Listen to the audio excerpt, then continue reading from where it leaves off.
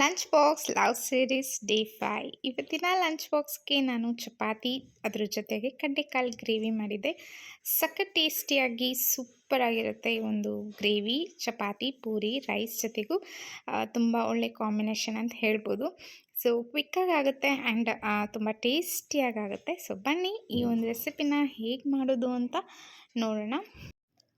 ಪ್ಯಾನ್ಗೆ ಒಂದೆರಡು ಟೇಬಲ್ ಸ್ಪೂನಷ್ಟು ಎಣ್ಣೆನ ಸೇರಿಸ್ಕೊಂಡು ಅದ್ರ ಜೊತೆಗೆ 1 ಟೇಬಲ್ ಸ್ಪೂನಷ್ಟು ಜೀರಿಗೆ, ಒಂದು 3ರಿಂದ 4 ಒಣಮೆಣಸಿನ್ಕಾಯಿ, ಒಂದು ಅರ್ಧ ಟೇಬಲ್ ಸ್ಪೂನ್ ಮೆಣಸು, ಒಂದು ಅರ್ಧ ಟೇಬಲ್ ಸ್ಪೂನ್ ಸೋಂಪು, 2 ಟೇಬಲ್ ಸ್ಪೂನಷ್ಟು ಧನಿಯಾ ಬೀಜ ಆ್ಯಂಡ್ ಒಂದು 7ರಿಂದ 8 ಬೆಳ್ಳುಳ್ಳಿ, ಸ್ವಲ್ಪ ಒಂದು 2 ಇಂಚಷ್ಟು ಶುಂಠಿ, ಆನಂತರ ಟೊಮೆಟೊ ಇಷ್ಟನ್ನು ಹಾಕ್ಬಿಟ್ಟು ಚೆನ್ನಾಗಿ ಹುರ್ಕೊತಾ ಇದ್ದೀನಿ. ಸೊ ಅದ್ರ ಜೊತೆಗೆ ಸ್ವಲ್ಪ ತೆಂಗಿನಕಾಯಿನೂ ಸೇರಿಸ್ಕೊಂಡಿದ್ದೀನಿ. ನೀವು ತೆಂಗಿನಕಾಯಿ ತುರಿ ಆದರೂ ಹಾಕ್ಕೋಬೋದು. ಸೊ ಇಷ್ಟೆಲ್ಲನೂ ಚೆನ್ನಾಗಿ ಫ್ರೈ ಮಾಡಿಕೊಂಡು ಆನಂತರ ನಾನು ರುಬ್ಬುವಾಗ ಗಸಗಸೆನ ಸೇರಿಸ್ಕೊಂಡಿದ್ದೀನಿ. ನೀವು ಬೇಕಿದ್ದರೆ ಫ್ರೈ ಮಾಡುವಾಗಲೂ ಗಸಗಸೆನ ಸೇರಿಸ್ಕೋಬೋದು. ಗಸಗಸೆನ ಸೇರಿಸಿದಾಗ ಫ್ರೈ ಮಾಡುವಾಗ ಅದು ತುಂಬ ಬಿಸಿಗೆ ಸಿಡಿಯುತ್ತೆ ಆ್ಯಂಡ್ ವೇಸ್ಟ್ ಆಗುತ್ತೆ. ಹಾಗಾಗಿ ನಾನು ಮಿಕ್ಸಿ ಜಾರ್ಗೆ ಹಾಕ್ಕೊಂಡೆ ಅಷ್ಟೇ. ಅದನ್ನು ರುಬ್ಕೋಬೇಕಾಗುತ್ತೆ. ಆನಂತರ ಇಲ್ಲಿ ನಾನು ಪ್ಯಾನ್ಗೆ ಸ್ವಲ್ಪ ಎಣ್ಣೆ ಹಾಕ್ಕೊಂಡು 1 ಪೀಸ್ ಚಕ್ಕೆ, ಒಂದು 2-3 ಲವಂಗ ಹಾಕ್ಕೊಂಡಿದ್ದೀನಿ.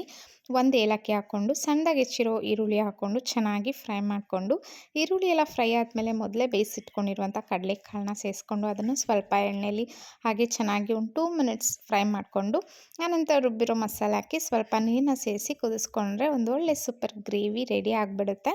ಇದು ಆನಂತರ ಕೊನೆಯದಾಗಿ ಸ್ವಲ್ಪ ಕೊತ್ತಂಬರಿ ಸೊಪ್ಪು ಅಥವಾ ಕಸೂರಿ ಮೇಥಿನ ಆ್ಯಡ್ ಮಾಡಿಕೊಂಡ್ರೆ ಮುಗೀತು.